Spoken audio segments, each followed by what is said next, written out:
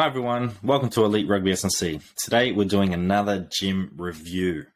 So we have done this in the past, so if you haven't watched the past videos, go watch them. You know, they're pretty good stuff. So today we're going to be reviewing Ulster Rugby pre-season in the gym.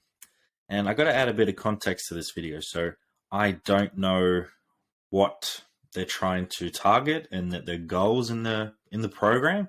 It's just I'm reviewing this gym session and seeing what they did well, what they didn't do so well, and just adding any comments that I find is reasonable and can help you, the listener and the viewer. You know, so it's going to be good fun, and I'm looking forward to making many more videos like this. So keep an eye out. So we're going to watch around a minute or two, and then we'll stop. We'll discuss what we saw, and then we'll continue on throughout the whole video just like that. But before we start, make sure you like, subscribe, and comment what you thought about the video and what you thought about my thoughts, but also what did you see that might stand out to you as well. And make sure you go follow us on Instagram because we've got some great content out there as well. And if you didn't know, we do have a podcast as well. Plenty of free content out there with some great athletes and coaches. So go check that out on Spotify or on YouTube, whatever works for you. So let's get straight into a team. Let's watch around the first minute or two, and then we'll comment, and then I will comment on what I see.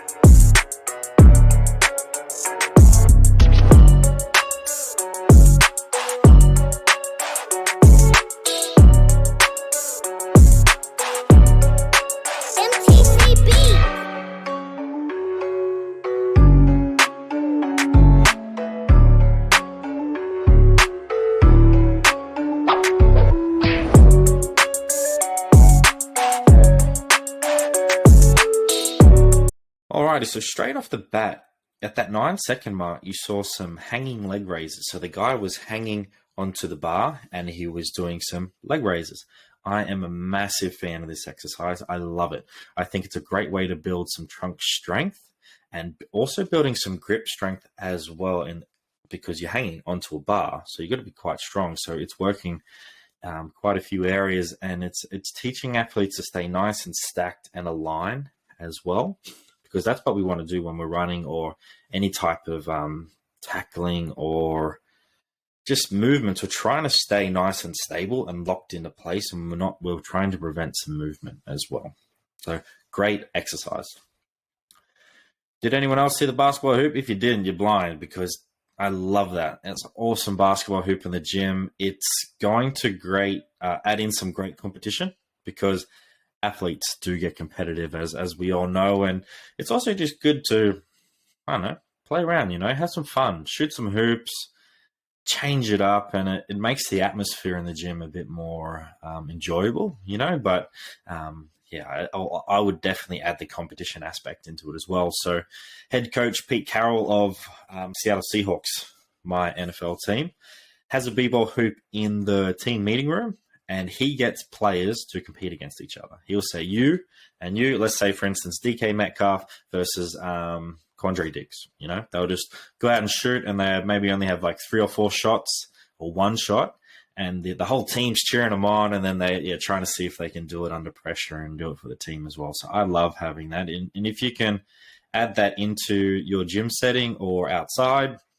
I think it's a great way to build the competitive nature, but also have some fun as well.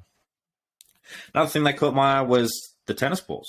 So a bit of hand-eye coordination, a bit of cognitive stimulation before doing a gym session, to really wake you up. I think that is a great way to build your skill in your athletes and like I said, really build that cognitive ability.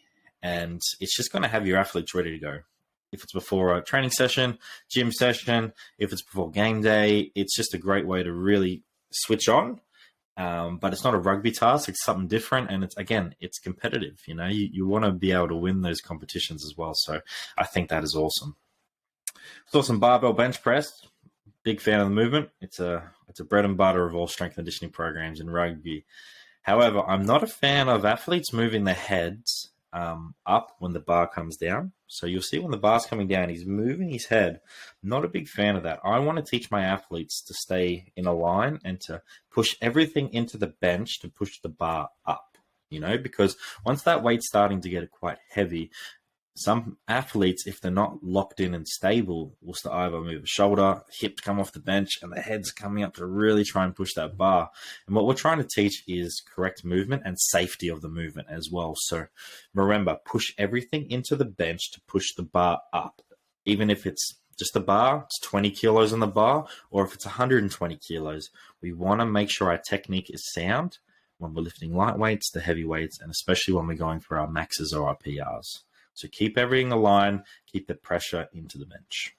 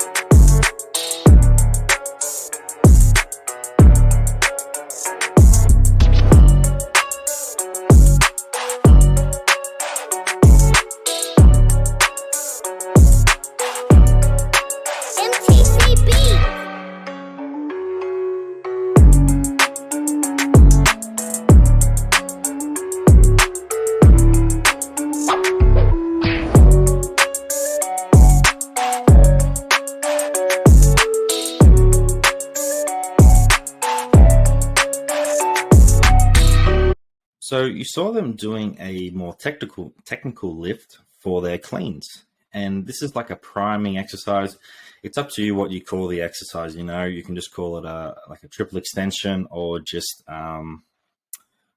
clean shrug.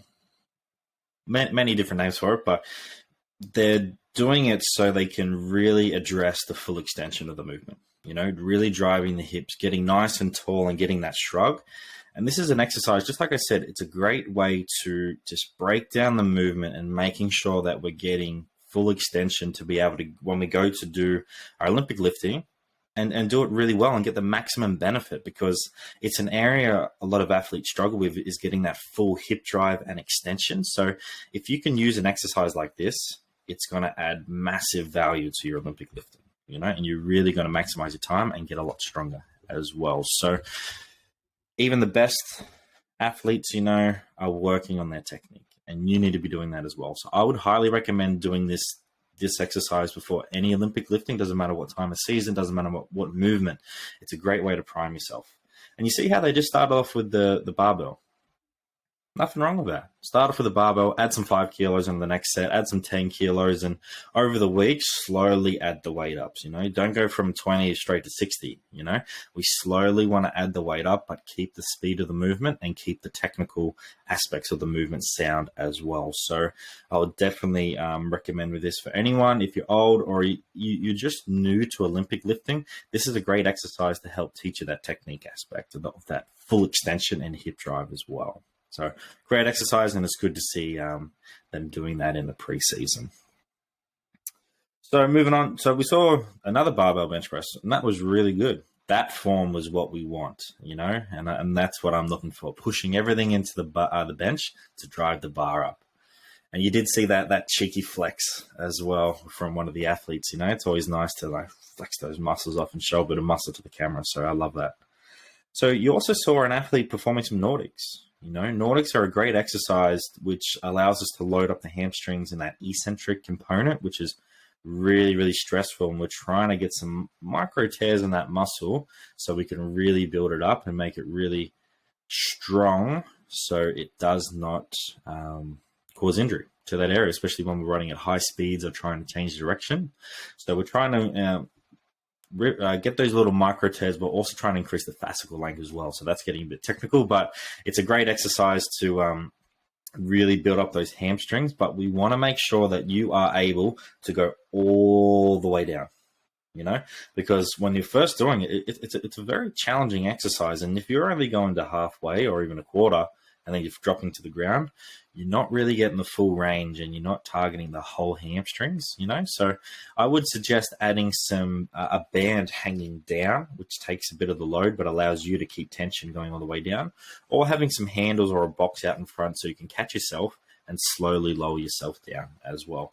Maybe that's a future video that I do, is to show you how to do those if you really do struggle with your Nordics. But it's a great exercise to use if you do want to use it, but make sure you're getting the full range of movement and not just getting that top part of the movement as you can see out there. But in the video, it was good. I liked it. So now moving on, let's go for the next part of watching this video.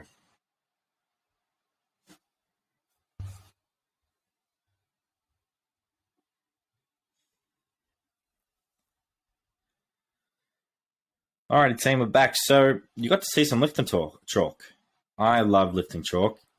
It doesn't matter what time of the year it is, but especially like during the hotter times of the year, so the summer, you're going to be sweating. Your hands are going to get a bit wet. The barbell is going to get wet, and it just makes it so hard to grip that bar. So chalk works wonders for this, and I highly recommend it, because if we pop it on, it's just going to stop the slipping from the barbell, and we want to be able to grip the barbell nice and tight so it doesn't slip out and doesn't become a limiting factor. So I would highly recommend all athletes are using chalk throughout the year, especially when you're trying to shift some tin and it's quite heavy. You don't want the bar slipping out and that being the limiting factor. And it also is the same for chin-ups as well. And anything hanging as well. Use the lifting chalk because it works wonders. If your gym doesn't have lifting chalk, go out and buy it, I know Rogue sells it. You can, I know it's like $30, but you'll get a lifetime supply of it. But just make sure you have it just in case, because you don't know when you're going to get hot and sweaty in the gym, and you don't know when the barbell is going to slip out. So it's always better to be prepared. So we saw another barbell bench press. Again, keep the pressure into the bench and don't let your hips come up. It's the same with the head. Drive everything into the bench to drive the bar up. Can't stress it enough, team. You got to stay locked in. Don't let your head or hips come up off the bench. Another one with the bench press, you did see the bounce off the chest. This is an area that you really need to address if you're the coach, or if you see another athlete do it or you're doing it. You don't want to bounce off that chest, because you can crack your sternum. If you crack your sternum and you go tell your coach, I can't play this weekend because I was bouncing something off my chest, a heavy barbell, crack your sternum, can't play. You don't want that. You don't want to be in that position. So make sure you come down. It's a nice touch, and then you're punching that weight up. Alrighty, don't bounce. I've seen it quite a few times. Athletes walking the dangerous line of bouncing it off their chest. But we just want to touch and punch that weight up, team. Alrighty. Barbell hip thrusts, awesome movement. So the reason I really like the barbell hip thrust is because you take out one of the limiting factors in a deadlift, which is your grip. There's only so much you can lift where your grip's going to slip out. So why don't we just put the weight onto our hips, which are nice and strong, and we can really overload the movement and really see how strong we are and powerful as well. So it's a great exercise to load up that posterior chain, and you really want to make sure that you're getting that full range of movement, and also making sure that you're putting the bar in a nice position, because it can be a bit uncomfortable when you first begin, because you might put it too low. Gents, be careful, or you might put it too high. Ladies, be careful, because you don't want to be uncomfortable. You want it to be it's going to be a little bit uncomfortable in all the aspects, but not painful. It shouldn't be painful at all. So make sure you got a nice bar pad there, and making sure that you're lining up evenly, because you don't want the barbell to be shifted one way more than the other as well. But great exercise, and the athlete was moving very, very well. Definitely could add some more weight on the barbell, but I don't know if he's coming back from injury. He could be coming back from injury, and he's slowly increasing the weight. And he's got really good form, and it'll be interesting to see how much he can slowly progress himself over if he is coming back from injury, because that was perfectly done. Really enjoy it. And lastly, before we go back to the video, we saw some barbell jump shrugs. This is a great way to go from that movement we saw before with a full extension to now adding in a jump. A thing that people forget when doing Olympic lifting is jumping. You know, you got to jump. Like it's so important, and this is a great exercise just to build power. So it can link to Olympic lifting, but also it's just great for athletes to build explosive power, which then they can transfer into rugby. So this is an exercise you don't want to go too heavy with, because it's all about speed and it's all about power, team. It's not just about how much you can lift. It's about how well you can lift it and how fast you can lift it as well. So like we said before with the barbell priming exercise, you just want to start off with the bar. Go down, jump up as high as you can, add some 5 kilos. Do that, add some 2.5s after that. 10s, and over the weeks and months, slowly add the weight up, because in the video, the athlete's lifting up to 70 kilos and getting some hang time. That is super impressive. And if this is your first time doing the exercise and you try to do 70 kilos and you're only getting like that much off the ground, you're not getting the benefit of the exercise. So slowly add the weight, maximize the jump height and speed of the movement, and you will get the full benefit of the movement, and you'll get powerful and you'll get faster as well. And that's what we want to see in the gym, team. All right, so back to the video.